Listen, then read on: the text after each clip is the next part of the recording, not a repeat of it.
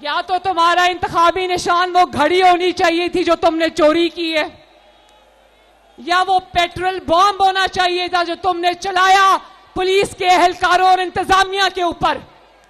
आज कहो, आज हमें कहो कि मेरा इंतखाबी निशान डंडा होना चाहिए या मेरा इंतखाबी निशान पेट्रोल बम होना चाहिए, तो हम इलेक्शन कमीशन को कहते हैं दे दो इनको, ताकि इनको लगे पता कि इनकी असलियत क्या है।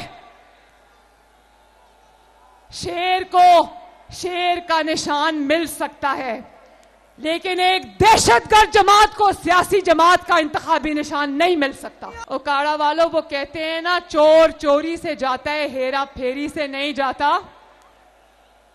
तो तुम क्या समझ रहे थे कि तुम इंतखाबी जो तुम्हारे पार्टी के इलेक्शन है, तुम्हारी जमात का जो इंतखाब है, उसमें तुम हेरा फेरी करोगे, जालसाजी करोगे और पतली गली से निकल जाओगे? ये उकाड़ा के अवाम नहीं होने देंगे। इसको इसका कसूर नहीं है, इसको लाडलेपन की आदत थी। इसको आदत थी कि ये जब उमर अता बंदयाल जैसे बदनाम जमाना चीफ जस्टिस की अदालत में जाता था तो वो कहता था, good to see you Imran Khan साहब, आपको मिलकर बहुत खुशी हुई। इसको आदत थी कि आज कैद हुई है, कल बेल भी हो जाए, रिहाई मिल जाए। इसको आदत थी कि मर्सिडीज में बिठाकर इसको अदालत से रुखसत किया जाता था और कहा जाता था, इसको रेस्ट हाउस ले जाओ, इसको आराम कराओ। इसको सहूलतकारी की आदत थी। हुनो सहूलतकारियां नहीं रहियां, ना वो सहूलतकारी रही ना वो सहूलतकार रहे। अल्लाह ताला ने चुन चुन कर उनको उनके अंजाम तक पहुंचाया, इबरतनाक अंजाम तक पहुंचाया। और मैं इनको कहना चाहती हूं कि अपने वकीलों को समझाओ, अपने वकला को कहो तैयारी करके अदालत जाया करें, क्योंकि अब सास से फोन करवा के फैसले लेने की सहूलत मयसर नहीं है। अब फैसले या आवाम की अदालत करेगी या कानून करेगा, लॉ करेगा। अब मदर इन लॉ के फोन से फैसले की सहूलत मयसर नहीं है। तमाम दुनिया ने काजी फाइज ईसा की अदालत में लाइव देखा कि अदालत जवाब मांगती रही।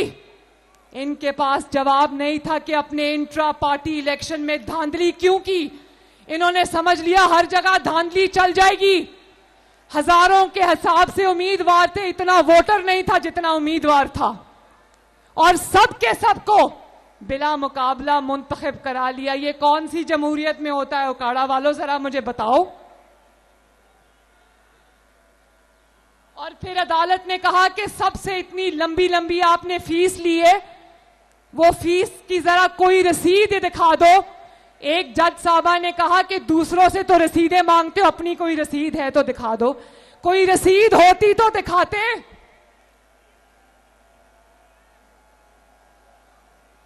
और आप जालसाजी करोगे और पूरी दुनिया टीवी पर आपकी जालसाजी को देखेगी, रंगे हाथों पकड़े जाओगे।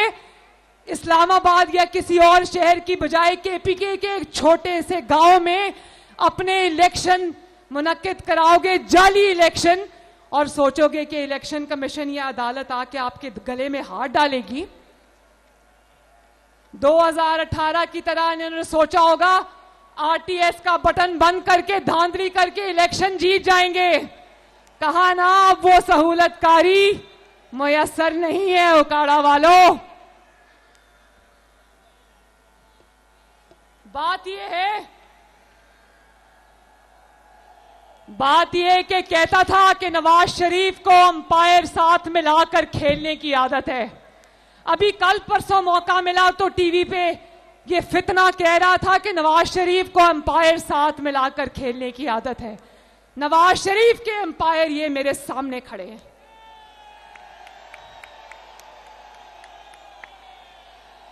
तुमने जितनी मर्तबा नवाज शरीफ को निकाला, अल्लाह के फजल से ये एम्पायर उसको वापस लेकर आए और अब चौथी बार भी लेकर आएंगे इंशाल्लाह।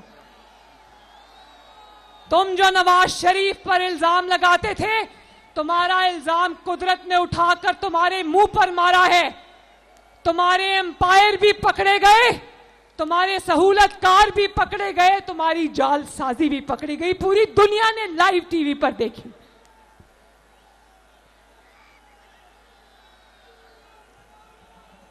और ऐसे लोगों को इबरत का निशान मिलता है, इंतखाबी निशान नहीं मिलता। मेरे भाइयों बुजुर्गों, 8 फरवरी को इलेक्शन आ रहा है। आप लोगों ने नवाज शरीफ को ना सिर्फ वोट देना है, बल्कि नवाज शरीफ को एक मजबूत हुकूमत देनी है। और ये मैं आज बता दूं, उकाड़ा के गयूर अवाम को बताना चाहती हूं, अपनी बहनों को, बेटियों को, माओं को, बुजुर्गों को, बच्चों को बताना चाहती हूं कि अगर कोई पाकिस्तान से मोहब्बत करता है, अपनी सरजमीन से मोहब्बत करता है, इस मिट्टी से मोहब्बत करता है, अपने वतन से मोहब्बत करता है, तो वो नवाज शरीफ के अलावा किसी और को वोट दे ही नहीं सकता।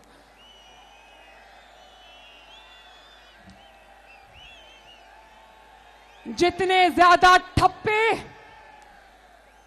ठप्पा किस पर लगना है 8 फरवरी को? आवाज नहीं आई उकाड़ा? ठप्पा किस पर लगना है? तो फिर सुन लो, जितने ठप्पे शेर पर लगेंगे, जितने बैलेट बॉक्स से वोट शेर के निकलेंगे, उतनी तेजी से इंशाअल्लाह ताला आपकी महंगाई कम होगी।